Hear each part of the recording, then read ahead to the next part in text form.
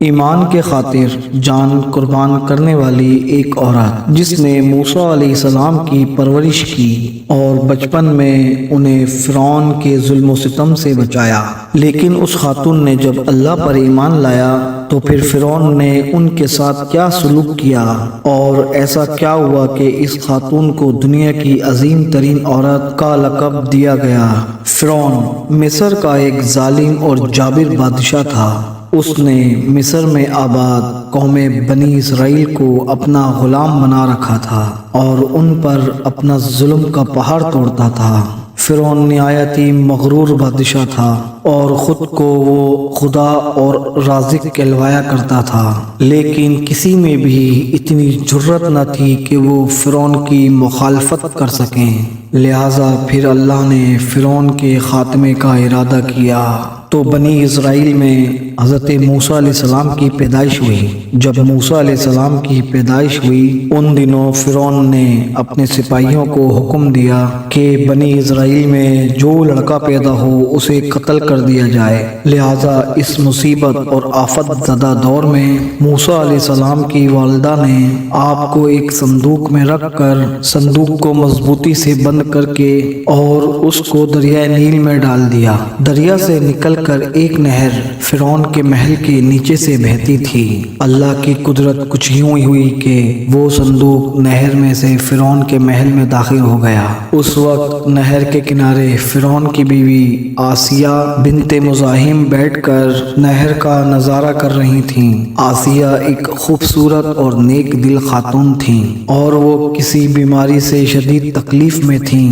فرعون نے ان کا بہت علاج کروایا مگر کہیں سے کوئی شفا نہ ملی۔ کہتے ہیں کہ کاہنوں نے اسے بتایا تھا کہ اے فرعون، ہم پیشن گوئی کرتے ہیں کہ اس دریا میں سے ایک آدمی تیرے محل میں داخل ہوگا، اگر اس کے منہ کی رال اس بیمار خاتون کے جسم پر ملی جائے گی تو اسی وقت اسے شفا ہو جائے گی۔ چنانچہ نہر میں بہتے اس صندوق پر جب جناب آسیہ کی نظر پڑی تو اس نے ملازمین کو اسے نکالنے کا حکم دیا۔ جب اس صندوق کو پانی سے نکالا گیا اور اسے کھولا گیا تو ملکہ نے اس بچے کو دیکھا تو یوں محسوس ہوا کہ ایک بجلی سی چمکی ہے۔ بچے کے چہرے نے اس کے دل کو منور کر دیا ہے۔ جناب آسیہ کے دل میں اس بچے کی محبت نے گھر بنا لیا۔ اس بچے کا لواب دہن جیسے ہی جناب آسیہ کے ہاتھوں پر لگا تو انہیں اسی وقت شفا ہو گئی۔ فرعون کی بیوی آسیہ کے بدن سے کوئی لڑکا نہ تھا اور وہ ابھی تک بے اولاد تھیں، لہٰذا اس پاک دل عورت کی ممتا جاگ اٹھی اور اس نے موسیٰ علیہ السلام کو گود لے لیا۔ اس طرح اللہ کی قدرت سے موسیٰ علیہ السلام کی پرورش اسی فرعون کے محل میں ہوئی جس نے آپ علیہ السلام کے ہاتھوں سے ہلاک ہونا تھا۔ دراصل فرعون اس دور میں مصر کے بادشاہ کا لقب ہوا کرتا تھا۔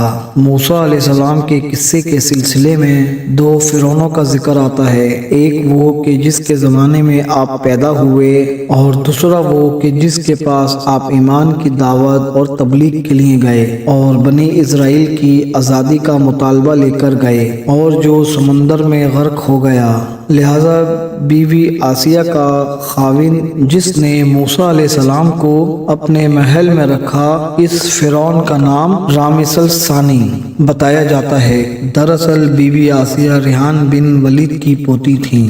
ریحان بن ولید وہی بادشاہ تھا جو یوسف علیہ السلام کے دور میں عزیز مصر تھا اور اس نے حضرت یوسف پر ایمان بھی لایا تھا۔ جب مصر پر قبطی خاندان کی حکومت آئی تو فرعون نے اپنی طاقت کے زور پر بی بی آسیہ سے شادی کر لی اور انہیں دھمکی دی کہ اگر انہوں نے شادی سے انکار کیا تو ان کے والدین کو قتل کر دیا جائے گا، لیکن شادی کے بعد بھی اللہ نے حضرت آسیہ کو فرعون کے شر سے محفوظ رکھا اور وہ آپ پر قادر نہ ہو سکا۔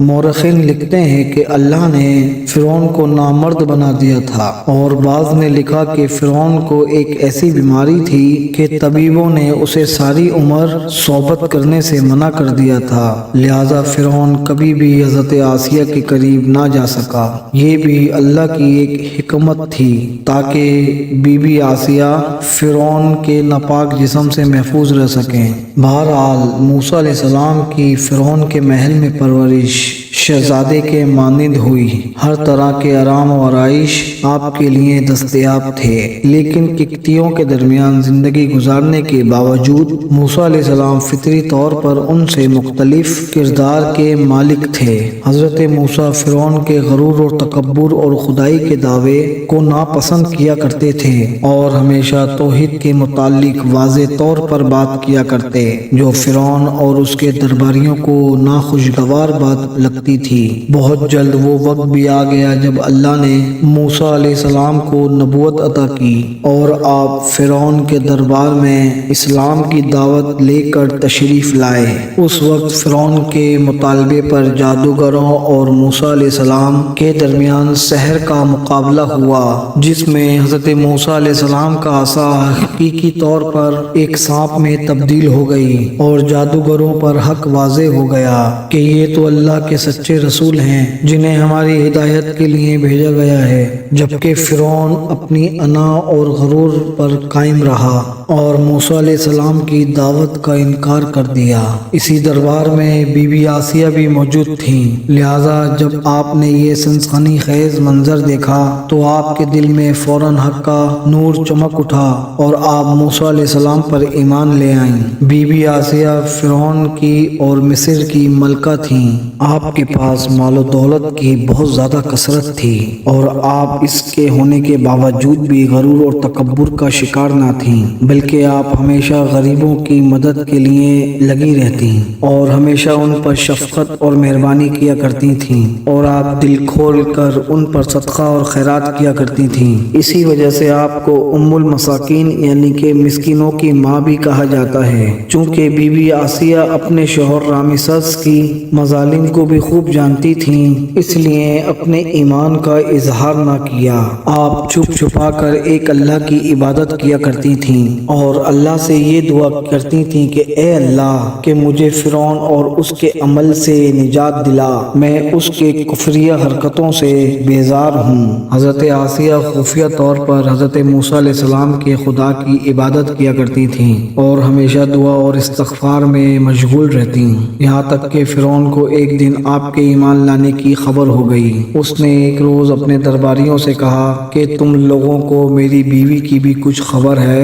اور تم لوگ اس کے متعلق کیا جانتے ہو؟ سب نے اس کی جناب آسیہ کی بڑی تعریف کی اور ان کی بھلائیاں بیان کی۔ تو فرعون نے کہا کہ کیا تم لوگوں کو نہیں معلوم وہ میرے سوا کسی دوسرے خدا کی عبادت کرتی ہے؟ لہذا فرعون نے جناب آسیہ کو دربار میں بلایا اور ان سے دریافت کیا کہ تو کسے اپنا معبود مانتی ہے؟ جناب آسیہ نے بہت ہی دلیری اور جذبہ ایمانی سے جواب دیا کہ میں موسیٰ کے رب پر ایمان رکھتی ہوں جو میرا تیرا اور ہم سب کا خدا ہے۔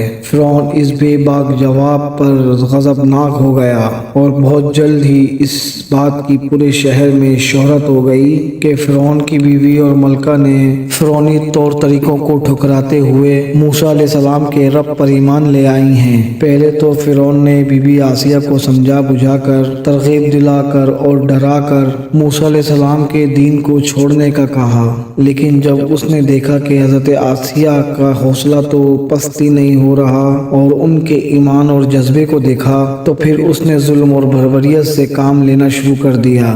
فرعون نے اپنے اہلکاروں کو حکم دیا کہ آسیہ کو تپتے ہوئے ریگستان کی دھوپ میں لٹا دیا جائے، لہذا آپ کو شدید گرمی میں ریت کے تپتے میدان میں چھوڑ دیا گیا۔ فرعون اس جگہ کا دورہ کرتا رہا اور کہتا رہا کہ اب تو باز آ جا، اور اگر تو نے میری بات مان لی تو محل کی شاہی اور زندگی تیرے لیے منتظر ہے۔ مگر حضرت آسیہ پر اس کا کوئی اثر نہ ہوا، چونکہ آپ کو جنت کے اس لافانی محلات پر ایمان تھا جو اللہ نے انہیں عطا کرنے کا وعدہ کیا تھا۔ جب فرعون نے حضرت آسیہ کی ثابت قدمی کو دیکھا تو پھر اس نے آپ کو شہید کرنے کا فیصلہ کر لیا۔ اس نے اپنے سپاہیوں کو حکم دیا کہ بڑی سے بڑی چٹان کہیں سے اٹھا لاؤ اور آسیہ کو چٹ لٹاؤ اور وہ چٹان اس پر گرا دو۔ لہٰذا جب یہ لوگ بڑا سا پتھر لے آئے اور آسیہ کو اس پر لٹا دیا گیا تو آپ نے آسمان کی طرف نگاہ اٹھائی تو پروردگار عالم نے حجاب ہٹا دیے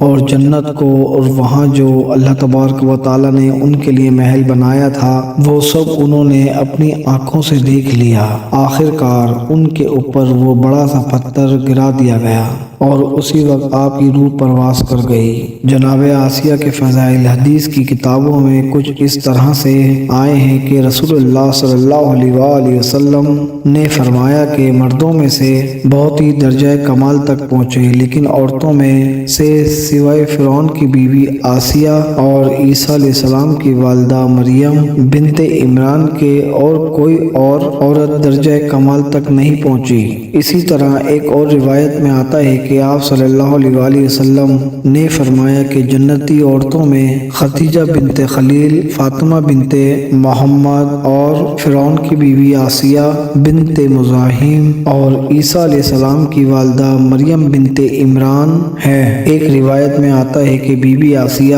کا نکاح جنت میں حضرت محمد صلی اللہ علیہ وآلہ وسلم سے ہوگا۔ لہذا روایت ہے کہ رسول اللہ صلی اللہ علیہ وآلہ وسلم نے فرمایا کہ جنت میں میرا نکاح مریم بنت عمران، موسیٰ علیہ السلام کی بہن کلثوم اور فرعون کی بیوی آسیہ کے ساتھ ہوگا۔ ہم نے دیکھا کہ بی بی آسیہ ایسی حکومت میں تھی جہاں پر ہر قسم کی آسائش موجود تھی لیکن انہوں نے پھر بھی ان سب چیزوں کو ترک کر توحید کا اقرار کیا اور موسیٰ علیہ السلام کے رب پر ایمان لائیں۔ حالانکہ انہیں معلوم تھا کہ ایمان لانے کی وجہ سے ان کی وہ تمام تر چیزیں چھین لی جائیں گی اور یہاں تک کہ ان کی جان بھی جا سکتی ہے، لیکن پھر بھی آپ نے حق کو قبول کیا اور اپنے گزشتہ اعمال پر توبہ کر لی۔ بلا شبہ توبہ کرنا اور ایمان پر مضبوطی سے ڈٹے رہنا کوئی آسان عمل نہیں، لیکن جو شخص بھی اس دنیا کی مشکلات سے گزر کر اللہ کی اطاعت کرے گا